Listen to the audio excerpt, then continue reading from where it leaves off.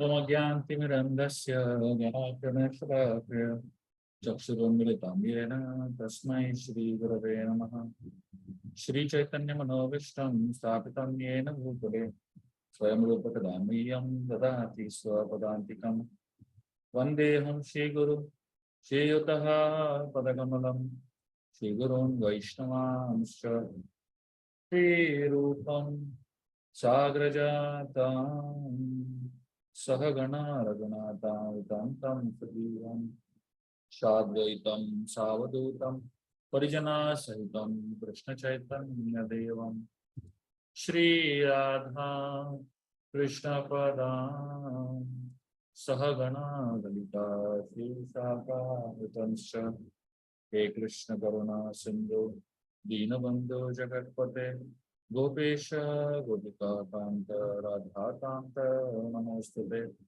Tapta Kanchana Gaurangi Radhe Vrindavaneshwari Vrishabhanu Sute Devi Pranamami Haripriya Vanchakalpatarubhyascha Kripasindho Devacha Patitanam Pavanebhyo Vaishnavebhyo Namo Namaha Jai Shri Krishna Chaitanya Prabhu Nityananda Shri Advaita Gadadhara Srivastava Gaura Bhaktivinoda Hare Krishna Krishna Krishna Hare Hare Hare Rama Rama Rama Hare Hare Hare Krishna. I'd like to welcome all of you all to our Bhagavad Gita classes. We are starting the fourth chapter of the Bhagavad Gita, which is entitled as Transcendental Knowledge. So, this chapter has an acronym which is years. So far, all the chapters that we have been discussing of the Gita have one acronym or the other, isn't it? The first chapter of the Gita the acronym was DISC, D-I-S-C. The second chapter of the Gita, the acronym was, if I'm not mistaken, it was, I think it was doubt, if I'm not mistaken, right? The third chapter, the acronym was tree. This chapter, which is the second chapter, the acronym was Gita itself. Sorry. The third chapter, the acronym was tree, and the fourth chapter, the acronym is years. Years are technically the first organ, that first sense actually that starts functioning, and it is the last sense to stop functioning. So usually, and interestingly, the reason that is the last sense to stop functioning is so that we can hear the holy name even when we are literally on the deathbed. When all our other senses stop functioning, the ears are still open and functioning. All of us have two eyes and one tongue. Means we need to look twice and talk once. We have 2 ears and one mouth, so that we listen more and talk less. We have 2 hands and one stomach, so that you work twice and twice as much as you eat. And so even your brain, if you look at it, our brain has 2 parts, 2 major parts of the brain, but our heart is once. There's only one heart. So you think twice, but love once.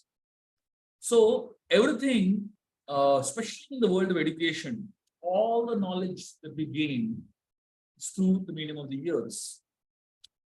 In fact, the word education simply means, it comes from the word educare, which means bring out from within. So we already have knowledge inside our hearts, but to bring that knowledge out, you need to hear a little bit. And then the knowledge that is inside comes out. I don't know how many of you all have used hand pumps. So sometimes, in these villages, there are hand pumps. Sometimes the hand pumps stop functioning. And, just when you pump, only air comes out. This strange sound of air gurgling comes out. So to make a hand pump function again, you know what they do? From top of the hand pump, there is a small slot, small hole. In that hole, they put little water. When you put little water on the hole on top, there is a capillary action, pulls out water from below, and the water starts flowing. So similarly, the knowledge is there within our heart. We all have knowledge within our heart, but for that knowledge to be pulled out, you need to put in a little knowledge through our ears. And when you put in a little knowledge through our ears, what is inside comes out. Srila Prabhupada once was speaking at MIT in Boston, and he began his lecture by saying, "This is MIT. Where is the knowledge? Where is the department that gives you knowledge about the Almighty?" Prabhupada began a lecture by saying like that. There are departments for every other science, but there's no department of God to understand God. So this chapter is acronymed as years. And it is pretty interesting that the acronym is years. Now, years are meant to acquire transcendental knowledge. Krishna has given us 2 years. Have you ever thought why it is not 3, 4, 5 years, why only 2 years?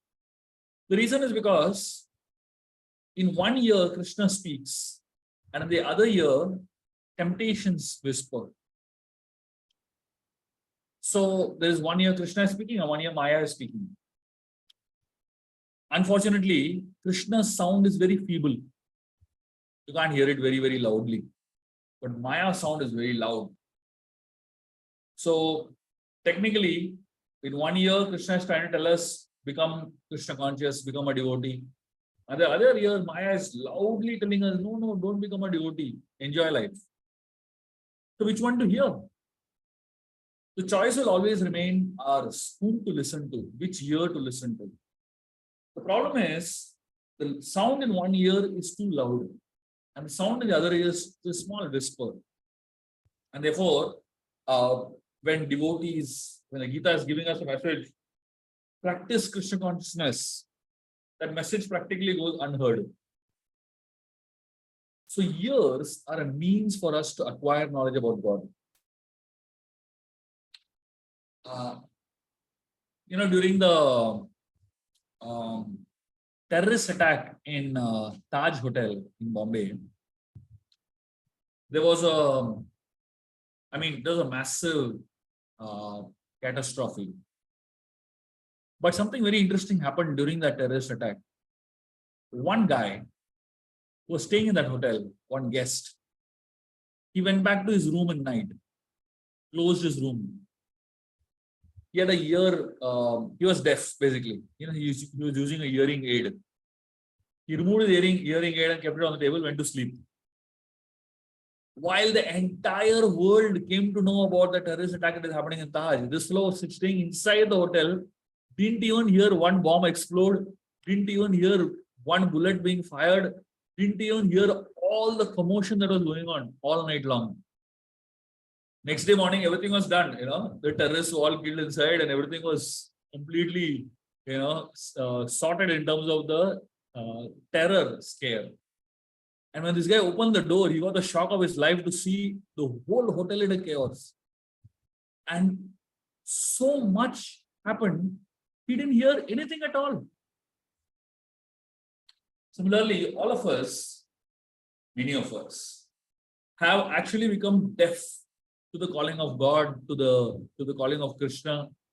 And even when we hear transcendental message of the Gita, nothing actually penetrates our heart. We don't take the message seriously at all. And therefore, this acronym is very interesting, which will help us understand something more about the Gita and about the message, the transcendental knowledge that is there in this book. So the acronym years for transcendental knowledge, which means that we have to open our ears. The more our ears are open, we have to open our minds. And the more the mind is open, we have to open our hearts to receive this message of transcendental knowledge spoken by Krishna. And that is when transformation can really happen. So the first section of this chapter is known as eternal education, the first 10 verses of this chapter. So the Bhagavad Gita is like an instruction manual that helps us understand what really the human life is meant for. Every gadget in this world comes with a manual. And unless and until I use the manual or I read the manual, I learn how to make utilization of the manual of the gadget, I will not be able to make the best use of the gadget. I remember a couple of years back when I had an iPhone, stopped using one some time back. I got really fed up of it. But anyway, the point is, when I had an iPhone and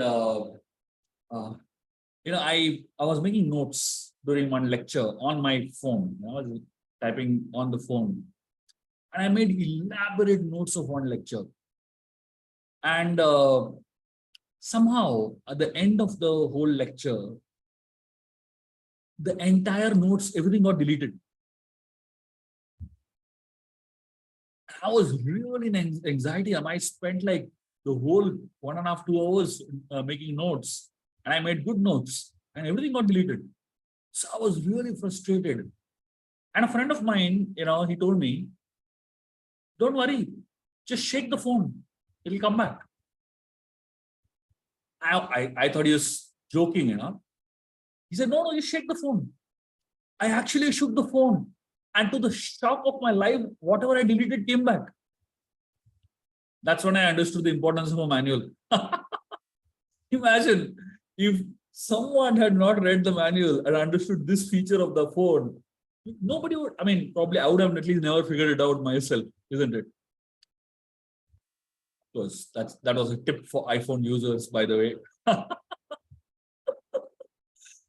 So the scriptures are like instruction manuals. And the scriptures teach us, they teach us how to make use of this gadget that we all have. The human body is like a powerful gadget. And this is one of the most powerful gadgets you can get in the world. And how to utilize this human body? What is the purpose of this human body? What is the use of this human body? That's what this gadget is all about. How to use life and how not to use life. It's not just about doing things, but it's about doing things in the right way. It's like there was a specialist who was invited to repair a car. And this machine, not a car, it was a industrial machine basically. So they called the specialist to repair the industrial machine. So they asked him how much you charge. He said 10,000 rupees. He came, he saw the machine, he understood the problem, and then he took a hammer and he hit once hard on the machine. It started working. Perfectly started working. So then he said, 10,000 rupees. They said, you only hit once. And for hitting the hammer once, you're charging 10,000 rupees. This is too much. He said, 100 rupees only to hit the hammer. But 9,900 rupees to know where to hit. Essentially, those who are experts in something, the money that is paid is for their expertise, the knowledge that they carry in their head. It's not so much for the delivery part of it. So those who get the manual and use the gadget as per the manual, they get the best results. So similarly, this body is like a gadget and Bhagavad Gita is like a manual. When we use the manual and use the body as per the direction of the manual, you get the best results. So this chapter is about understanding Gita. So whenever there is education, there has to be some university, isn't it? And the purpose of a university is to impart knowledge. This world, the world in which we are living, is also like a university. The world in which we're living is like a university. And when we come to this university, this material world, which is like a university, we are expected to get life knowledge and come to the right conclusions. So, most people, when they come to this world, they don't know the nature of this world. And therefore, when we study the Gita, and then we are told, Dukkhalayam Ashaswatam, that this world is full of misery and it is a temporary world. Then we kind of start aligning our expectations with the realities of life. Ideally, what we're expecting when we are born in this world, we expect this world to be a great place, isn't it? As we grow up, by the time we reach our 30s and 40s, we figure out that this world is not exactly a great place. And then when we come across the Bhagavad Gita and the Bhagavad Gita tells us this world is Dukkhalay, we say, wow, my conclusion makes sense now. Because the Bhagavad Gita is certifying it as Dukkhalay. And not just Dukkhalay, it is Ashaswatam. Ashaswatam means temporary. It is not only a place of misery, but it is a temporary place. So we have to start looking for true fulfillment through the process of Krishna consciousness, through the process of understanding spirituality. So life is not just meant for earning, but it is also meant for learning. In fact, most people think that the purpose of life is to earn, but they just need to add an L before that. The purpose of life is actually to learn, so that we can use this particular life to achieve the perfection of life. There are 4 classes of hearing. First class hearing means that someone hears once and understands. You hear once, this world is a material world is a place of misery. You hear it, understand it completely. You hear that human life is temporary. Hear it once, understand it completely. You hear once that cigarette smoking is injurious to health. Hear once, understand it completely. You hear once that the purpose of life is to go back to the spiritual world. Hear once, completely understand. Now, there is something known as second class hearing. What is second class hearing? Second class hearing means if I hear, I don't exactly understand. I need to observe it with my own eyes. And then I understand. Like if you tell someone cigarette smoking is injurious to health, they don't get it. They have to see someone suffer, after smoking. And they see someone suffer, they say, oh, now I understand. You tell someone this material world is Dukkhalay, they don't understand. But if they actually go through suffering and they see so much suffering around, then they understand. This is second class hearing, where I need to observe, I need to see, then I understand. Then there is something known as third class hearing. Third class hearing means I hear, I don't understand. I need to see. After that also I don't understand. I need to experience it myself. Then I understand. You tell someone cigarette smoking is injurious to health, doesn't understand. You see somebody else suffer, they think it won't happen to me. And then when you suffer yourself, then you understand, yes, cigarette smoking is injurious to health.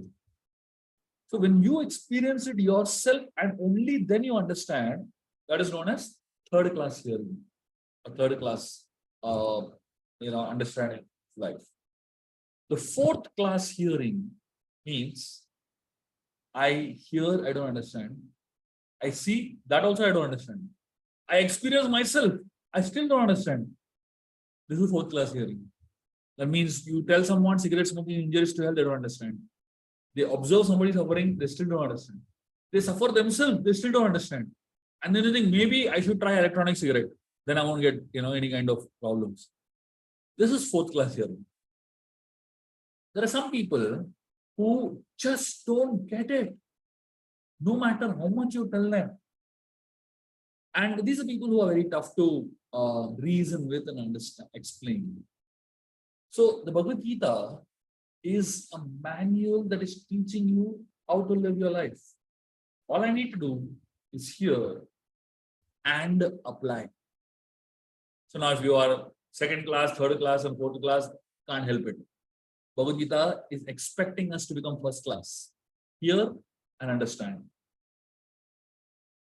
So this chapter is about the history of Bhagavad Gita. This chapter, it talks about what is the history of Gita. And it's a very, very interesting discussion that happens between Krishna and Arjuna here that really tells us what is the Gita that we're talking about, that we're discussing. How old is the Gita? People feel the Gita is a book that is very recently come out.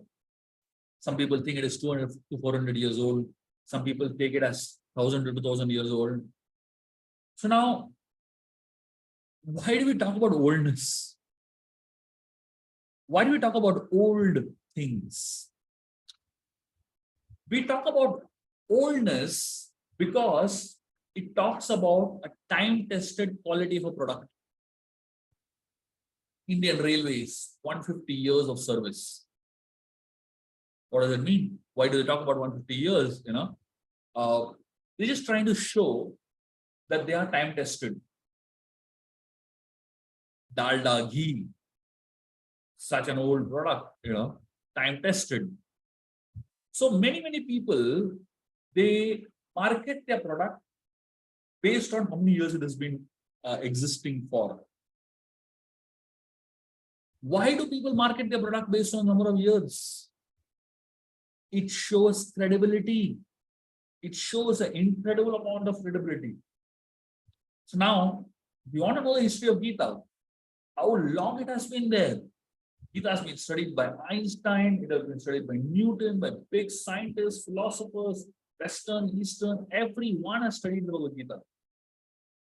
Stood the test of time. But if you really want to know how many years Gita has survived and how long Gita has been there, you have to read the first verse of this chapter. The first verse of this chapter actually tells you how old Gita is in terms of number of years. The first verse of this chapter, Krishna is speaking to Arjuna and he says, Shri Bhagavan Vacha, Imam Vivasvate Yogam, Proktavan Aham Avyayam, Vivaswan Manave Praha, Manur Ikshvakave Bravit. So Krishna is telling Arjuna that I instructed this imperishable science of yoga to sun god Vivaswan. And Vivaswan instructed it to Manu, the father of mankind. And Manu in turn instructed it to Ikshvaku. Imam Vivasvate Yogam. The science of yoga was spoken to me by me to Vivaswan, the sun god. Now, the sun is a planet, right? And the sun planet is has an in charge, as a person who is responsible for the planet, and that his name was Vivaswan. And interestingly, Vivaswan existed 120 million years before. So Vivaswan was told this knowledge by Krishna. He's saying that in the Bhagavad Gita. And Vivaswan existed 120 million years before, which means the Bhagavad Gita was originally spoken how many years before? 120 million years before. And Vivaswan shared that knowledge with Manu. The word Manushya comes from the word Manu. He is like the originator of mankind. And so the Gita came from Krishna to Vivaswan, Vivaswan to Manu, and from Manu it came to Ikshvaku. Who is Ikshvaku? Ikshvaku is the originator of Lord Ram's dynasty. If you actually study the Ramayana, Ram comes under the Ikshvaku dynasty. After many kings in the Ikshvaku dynasty, then Ram appears. Treta Yuga, Ram appeared in Treta Yuga, which was approximately 2 million years before. So Gita was spoken to sun god by Krishna 120 million years ago, but it came on earth 2 million years before. And because it was spoken to Ikshvaku, who was part of the earth planet. So on earth, the Bhagavad Gita exists for approximately 20 lakh years. So if somebody tells you that Bhagavad Gita is a very recent book, tell them no. It's a very old book, 120 million years old. And on the earth, the Bhagavad Gita is known for at least 20 lakh years. So Gita was spoken to Arjun 5,000 years before. But it existed for thousands of years now. So this is the understanding of the origin of Gita. So for anything in this world, for any kind of knowledge in this world, the founder of the knowledge is most important, isn't it?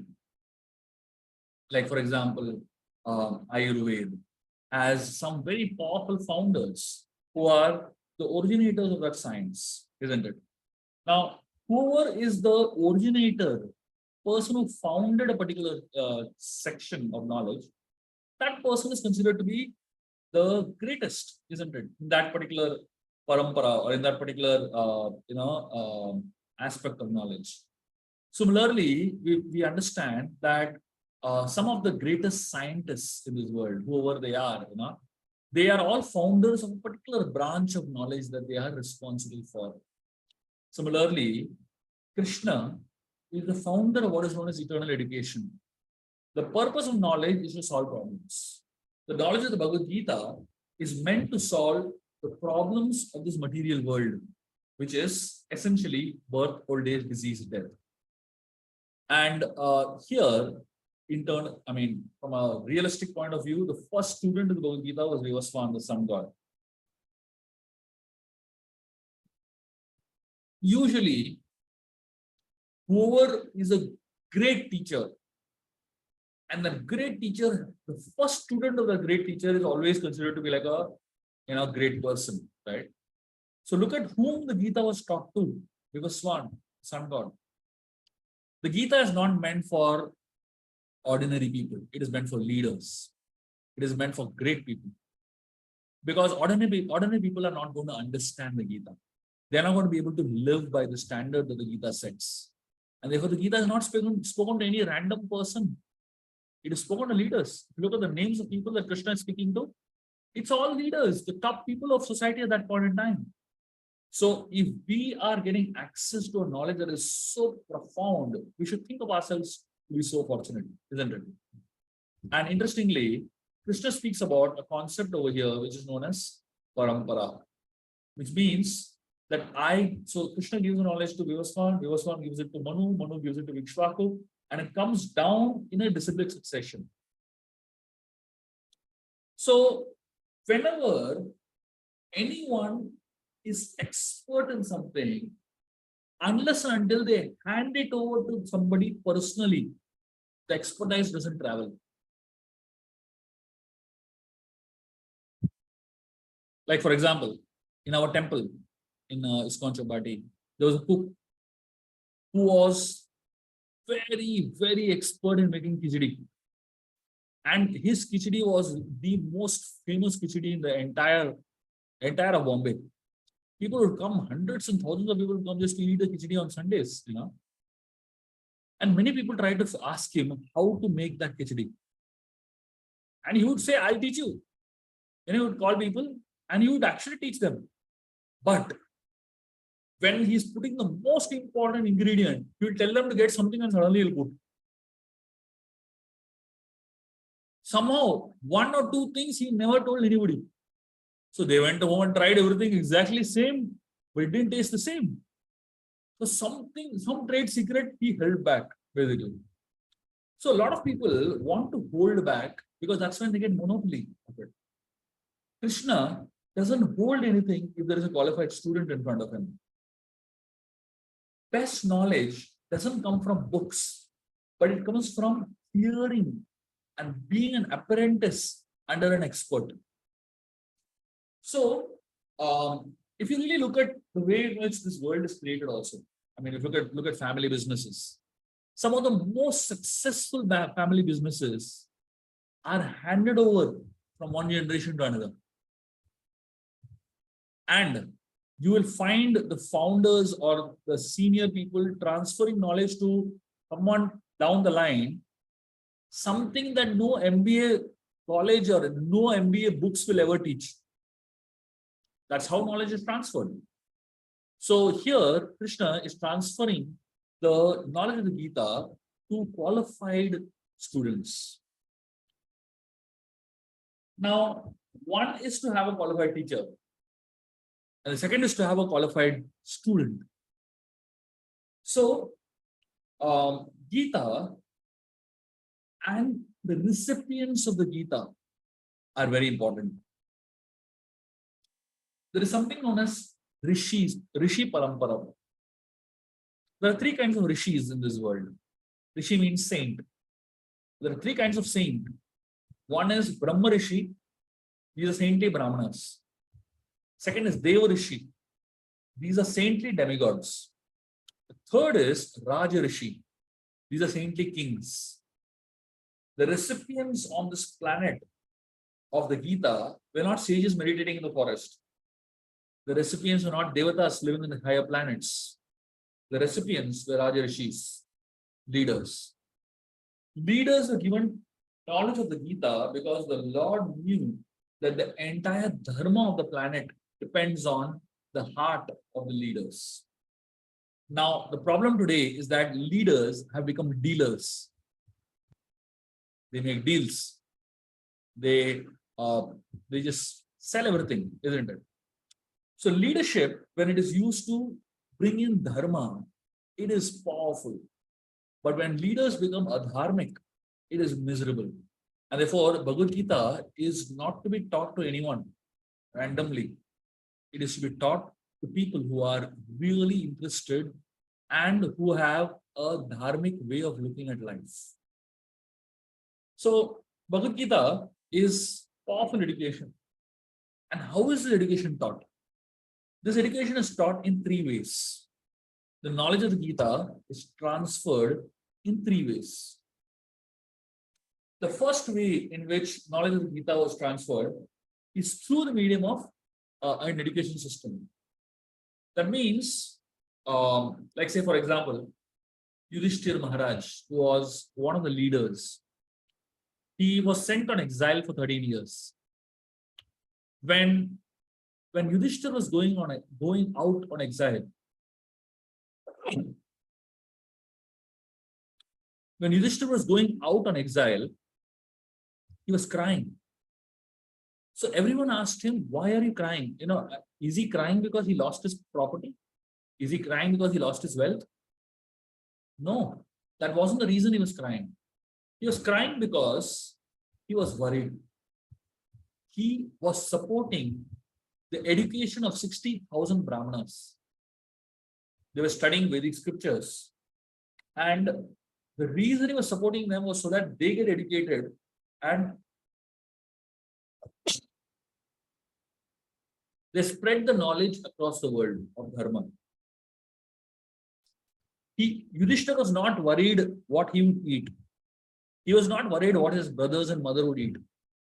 Yudhishthira's main worry was how to feed the 60,000 Brahmanas. Imagine, there's a stock market crash and you lose every penny. What will your worry be? Will you be worried about feeding 1,000 people who are in your neighborhood? Or will you be worried about what you're going to eat next meal? Who has the ability to think like that? Imagine, Yudhishthir became a beggar, but he was thinking about how to feed 60,000 people. That's a king.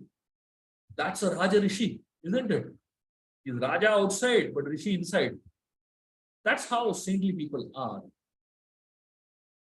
So, such persons are leaders. A leader is one who educates the masses, not simply with information, but with knowledge that connects them to God, knowledge that connects them to the Supreme God. So Gita was taught to leaders like this through the medium of education. And leaders like this propagated it to others through the medium of education.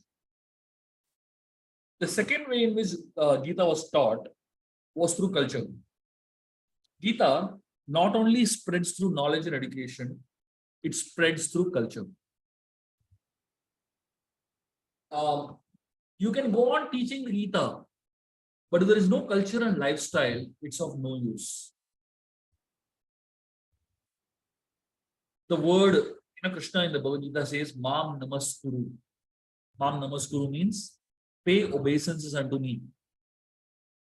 Now, the culture is how to pay obeisances. If you all remember, in our childhood, parents would take us to the temple and teach us how to pay obeisances, isn't it? Parents would teach us small aspects of culture. That is teaching Gita through the medium of culture. When Prabhupada went to the West, he was teaching Gita to people, but they had no idea what culture was. He had to teach them every small thing. He was with a group of his students preparing for a feast. And he was cooking himself. Prabhupada was 65-year-old man, 70-year-old man. He was himself cooking for a few hundred people. So he asked some of his students, can you come and help me? All of them came, American young boys and girls, most of them are hippies. So there was one girl, she came, like literally she was coming for the first time, her sister was getting married. So this feast was being cooked for the marriage. So she had no idea who devotees were, she had no idea who Prabhupada was, she just came because her sister was getting married.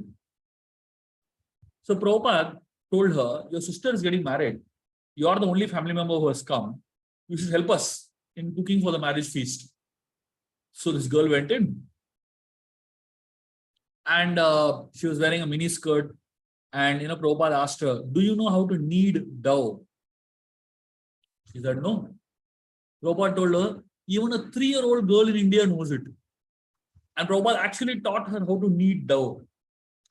And she was cooking for some time, she was helping, cutting vegetables and this and that. After some time, she asks Prabhupada, can I smoke a cigarette and come back? Prabhupada tells her, come on, when you're cooking for Krishna, you can't think like this. Go wash your hands and come. So she went, washed her hands and came back. And then after some time, again, she was, thinking of something else. So Prabhupada had to teach them basic stuff. He had to teach them very basic things. Once Prabhupada was conducting a marriage ceremony and there was a boy and girl getting married. Western American boy and girl. And while the marriage is going on, there was a little baby that was crying like anything. And the baby belonged to the couple that was getting married, basically. Prabhupada, and the crying of the baby was so intense, Prabhupada was very irritated. He said, usually in India, in the Vedic culture, baby is born after marriage.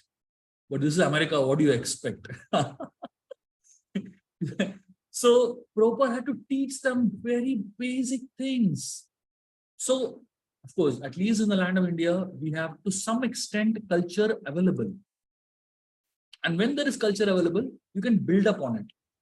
But when the culture is not there only, cultural understanding is not there only, you need to teach culture. So Gita, the knowledge of the Gita can be taught through education. But the second way of teaching the knowledge of the Gita is through transferring the culture of what the Gita is trying to tell us. The Gita tells us about Sauchyam, the understanding of cleanliness. Now, if you go to hostels, boys' hostel, at least I can tell you for sure, you go to boys' hostels and colleges in India, they have bath once in a few weeks. They don't wash clothes at all. So now how do you expect them to understand Gita? So you begin there by talking about first start having bath every day, So Gita, unless you have cleanliness on the outside, you cannot have cleanliness inside. Shivaji Maharaj, who was another example of a Raja Rishi, he had a wonderful culture of looking at women as mother. When one of his men kidnapped a Muslim Nawab's wife, Shivaji Maharaj, he was very upset. He asked him to leave her back respectfully to her husband, and he chastised his man very, very thoroughly. And he said, their enmity is in the men and not with the women. And not only he sent her back to her husband, but he gave her so many ornaments and declared her as a sister. And the man had to actually go and return her back to to her husband. So therefore, Raja Rishis did not simply have knowledge of the Gita, but they had culture that backed up that knowledge. And the third way of teaching Gita is through devotion. So one is education, the second is culture, and third is devotion. Education gives you information that you are not the body, you are the spirit soul. Krishna is the supreme personality of Godhead. Gita teaches that the world is temporary. Then there is culture, where Gita teaches us about the qualities of compassion, forgiveness, tolerance, truthfulness. This is the culture side of it. And then the Gita teaches you about devotion. Chhatrapati Shivaji Maharaj not only knew Gita, but he had the culture of truthfulness, tolerance, forgiveness. And in addition, he had tremendous devotion. His guru was Swami Samartha Ramdas. And after that, Tukaram Maharaj, the great Vaishnava, and his emblem was Go Brahmana Pratipalaka. He was the protector of cows and Brahmanas, such a staunch worshipper of the Supreme Lord. These are the Raja Rishis who are recipients of the Gita. So Krishna gave Gita to Raja Rishis because he knew that they had the power, if they wanted, they could teach the Gita and train the entire country based on a culture, and they could foster devotion in the world. Unfortunately, today, the modern world is very different from what Gita is propagating. Unfortunately, the way the modern world is it is filled with people who are exactly, faithful. It's a very interesting way of putting how the modern world is. It says the telephones are cordless. Cooking today is fireless. Food is fatless. Youth are jobless. Leaders are shameless. Government is hopeless. Police is clueless. Policies are aimless. Conduct is worthless. Relationships are meaningless. Feelings are heartless. Arguments are baseless. Future is directionless. Expectation is endless. That's the problem. And the reason why all this is because society is godless. So when we are looking at a society that is not having the teachings of the Gita, there is a lot of hopelessness and helplessness that sets in the society. So these three things that we talk about, education, culture, and devotion, these are three ways in which the teachings of the Gita can be propagated to the world. And the teachings of the Gita can empower the leaders of today's society. So Srila Prabhupada was so intense on how important it is for Raja Rishis to rule society and give direction to society. So knowledge is given by Krishna to Vivaswan. And then Krishna speaks about what happens to that knowledge in the next verse. In this world, everything is affected by the power of time. Kalena mahata. So due to the effect of time, everything in this world diminishes. Everything in this world degrades. Everything in this world degenerates. Our bodies like candles. Day by day, the candle keeps melting. Our bodies are dwindling. Eventually, the flame goes off. Similarly, time affects not only our bodies, it affects our memories. Time affects our values in society. Time also affects knowledge, unfortunately.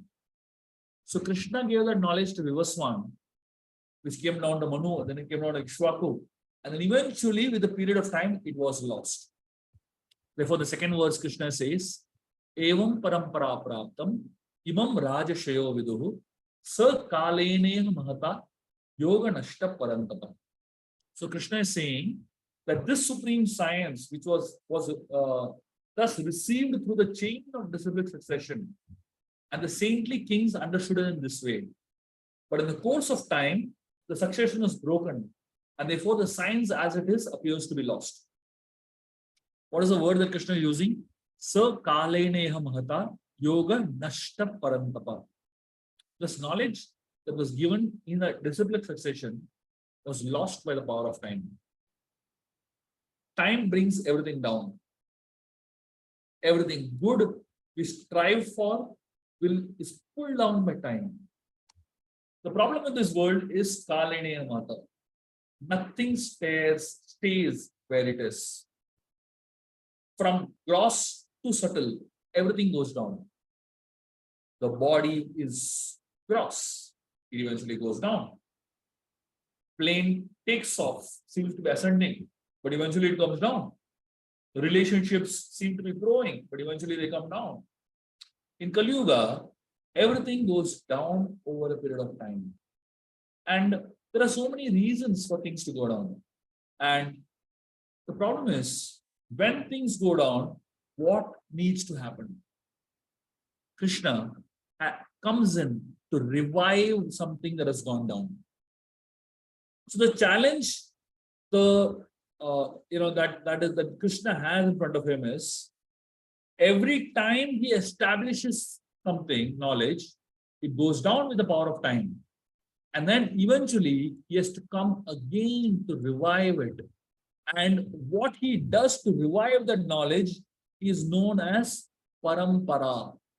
Parampara means a disciplic succession which transfers knowledge from one level to another. So Krishna first creates what is known as Raja Rishi Parampara. Raja Rishi Parampara means the knowledge is transferred from one king to another. We're talking about, Vivaswan, Manu, Ikshvaku, etc.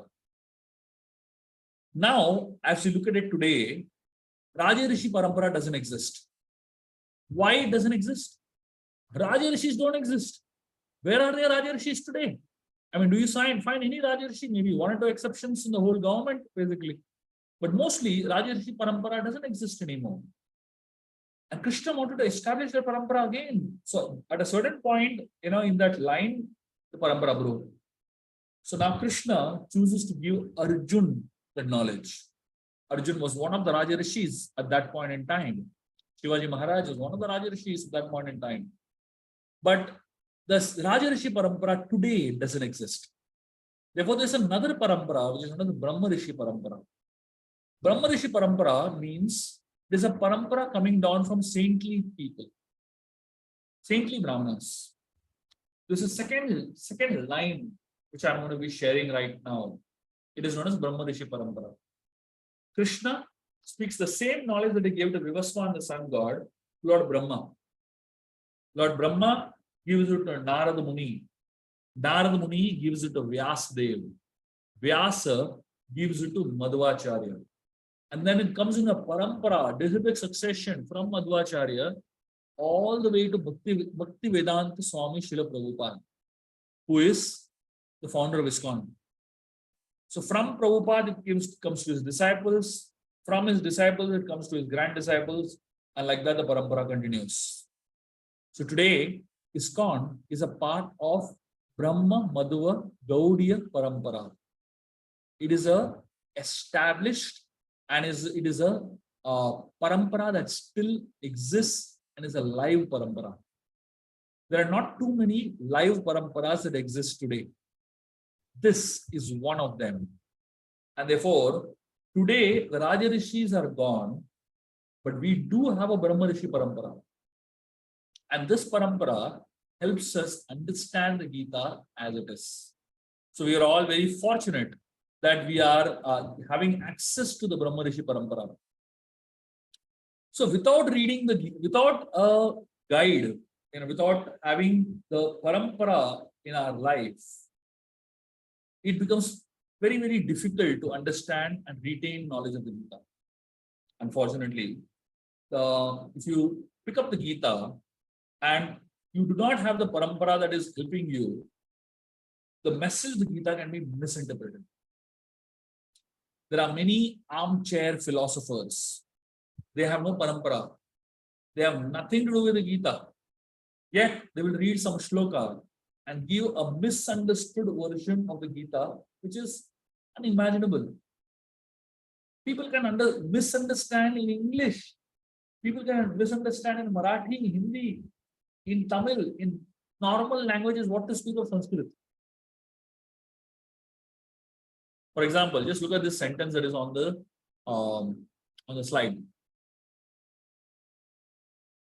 The sentence says, without woman, without her man is nothing. Now, if anyone is asked to punctuate these words, there are so many ways to punctuate. The male students in the class, they can write woman, comma, without her man, comma, is nothing. And the female students, when they understand, they can put a semicolon after woman. Without her, comma, man is nothing. Now imagine, just by putting the punctuations in different places, the meaning of the sentence completely changes, isn't it? Just because of punctuations. Now imagine if somebody is without parampara, they're reading Gita.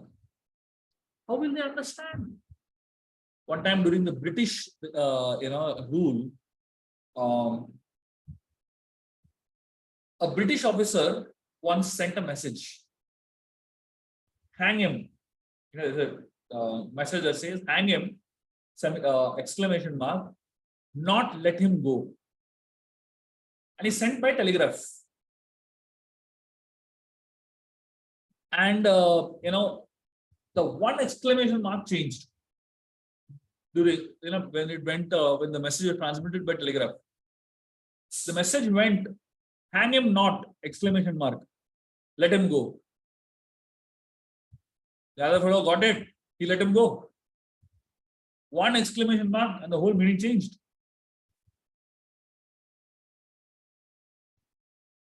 So here, the word, in Sanskrit, small things make a big difference.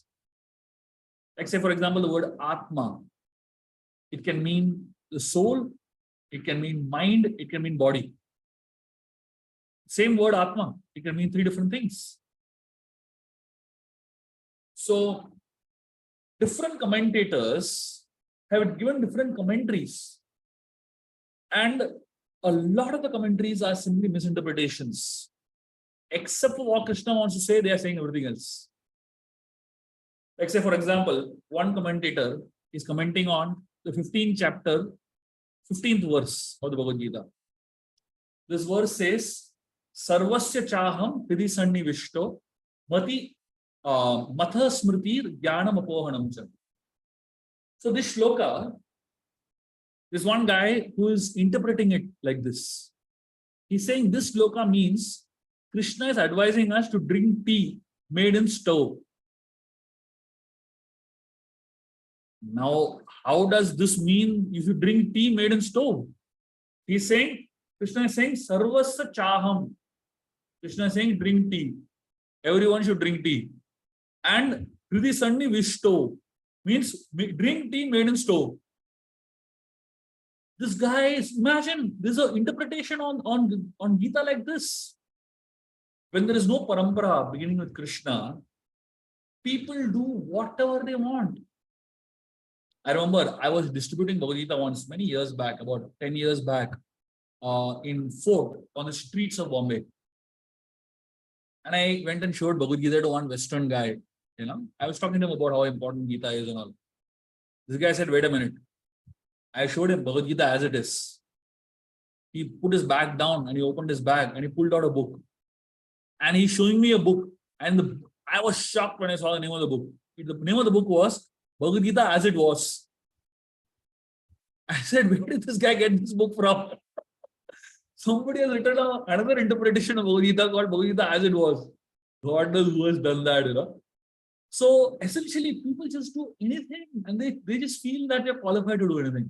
Like one Western commentary on Bhagavad Gita, one person says that Bhagavad Gita is recommending eating ice cream.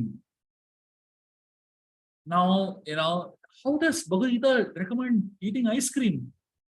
So this full of quotes of verse, Bhagavad Gita 8.6, where Krishna is saying, Yam yam vapi smaran bhavam, tejanti anta kalevaram. Saying yum yum is a brand of an ice cream. Then Krishna is recommending that brand, yum yum, ice cream you should eat, you know. So imagine what kind of nonsense happens in the name of Gita.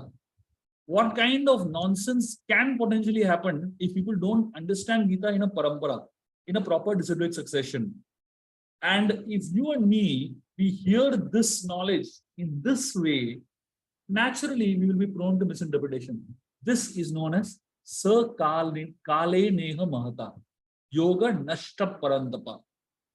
The knowledge that is there in disciplic succession can be broken if it doesn't come in a disciplic succession, and it gets lost with time.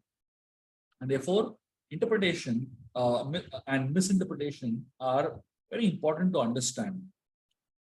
So now, why does Krishna choose to give the knowledge only to Arjun? Why not to Duryodhana? Duryodhana also is a Raja Rishi, if you look at it from that point of view. But Gita is not a matter of academic understanding. One cannot understand Gita academically. One can understand Gita only if he or she has some qualities. And what are those qualities? Krishna speaks in the third verse of this chapter. Krishna saying, Sa evayam maya tevya yoga prokta puratanaha bhakto singi sakacheti rahasyam hi etaduttamam. He says that very ancient science of the relationship with the Supreme is today told by me to you, because you are my devotee as well as my friend, and can therefore understand the transcendental mystery of the science. Krishna is telling Arjun what is his qualification to understand the Gita. And when he's telling Arjun, he's telling all of us essentially. Anything that is confidential has to be password protected. Gita is also password protected. You need to have a password to understand the Gita. What is the password that you need to understand the Gita? Bhakta Sakha. Bhakto Simi Sakacheti. This is the password. For you to understand the Gita, you need two qualifications. You need to be a devotee of Krishna, and you need to be a friend of Krishna. If you are a devotee of Krishna and a friend of Krishna, only then you are qualified to understand the Gita. And this is a minimum qualification for you to understand the Bhagavad Gita. So Krishna is telling Arjun that for you to understand the Gita, you need these two as qualifications. So today we spoke about these four aspects of the Bhagavad Gita. We spoke about the three methods of learning, education, culture, and the third one was devotion. And then we spoke about how, with the power of time, the parampara gets destroyed, the knowledge gets destroyed. And how do you counter the power of time? You counter the power of time by preserving knowledge through a parampara. We spoke about different types of paramparas. We spoke about the Raja Rishi parampara, and we spoke about the Brahma Rishi parampara, and we spoke about Deva Rishi parampara. And we said Raja Rishi parampara and Deva Rishi parampara doesn't exist anymore, but the Brahma Rishi parampara exists, and which is what ISKCON is a part of. Srila Prabhupada is coming in that parampara of disciplic succession, and therefore the knowledge that Prabhupada is presenting is as it is. And for just like there is a qualification to teach the knowledge, there is also a qualification to receive the knowledge. We spoke about two things that Krishna speaks about as a qualification to receive the knowledge. He said Bhakta and Sakha. You have to be a devotee of Krishna, and you have to be a friend of Krishna. In this mood of devotion, you can receive the knowledge of Bhagavad Gita and understand the knowledge without misinterpretation. Hare Krishna. Let's stop here. Any quick questions or comments, please?